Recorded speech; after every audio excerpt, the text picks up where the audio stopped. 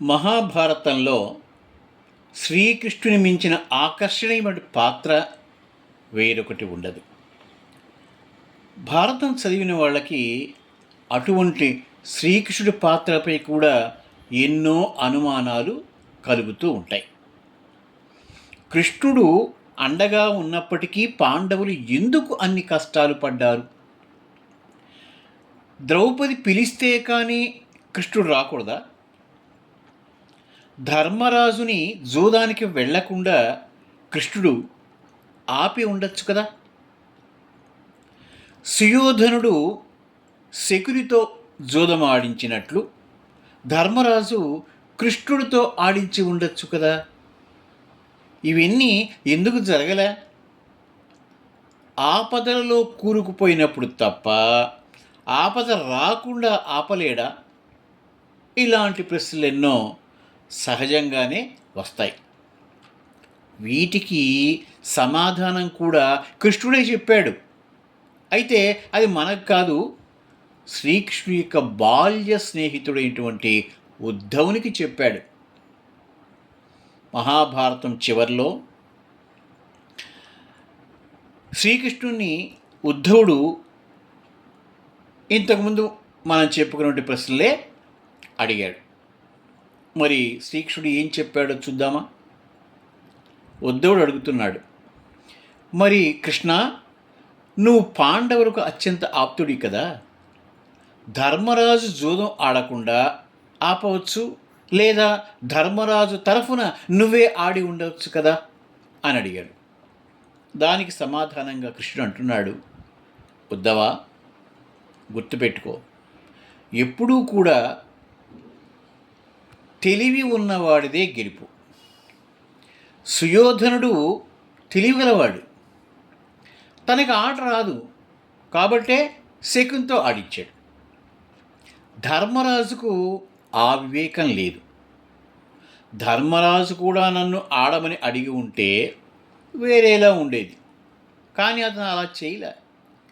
నేను అతను పిలుస్తాడు అని చెప్పి ఆ గుమ్మం ముందే ఎదురు చూస్తూ ఉన్నా, కానీ ధర్మరాజు పిలవలేదు. సరికదా, నేను అటువైపు రాకూడదు అని ప్రార్థించాడు.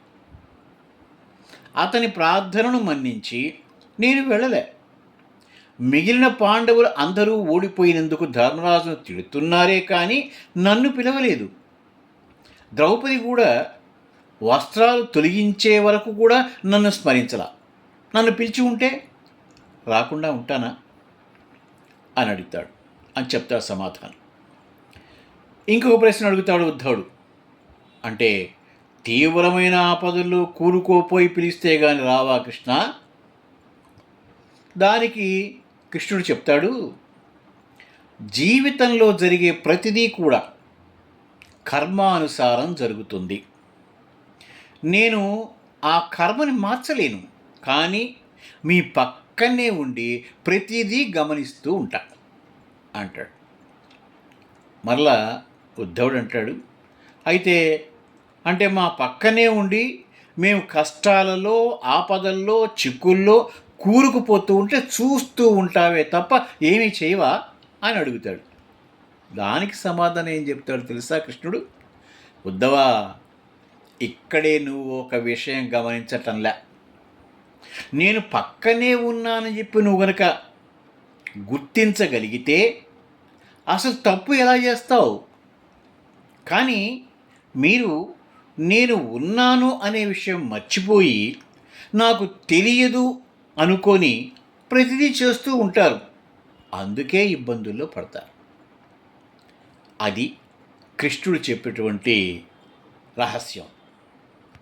కృష్ణుడు నిత్యము మన పక్కనే ఉంటాడు అనే దృష్టి మనకు ఉంటే చాలు. పూజలు గీజలు ఏమీ అవసరం లే. ఆయన పక్కనే ఉన్నాడు, అన్నీ చూస్తున్నాడు అని గుర్తుంచుకుంటే మన జీవితం అనేది సాఫీగా సాగిపోతుంది.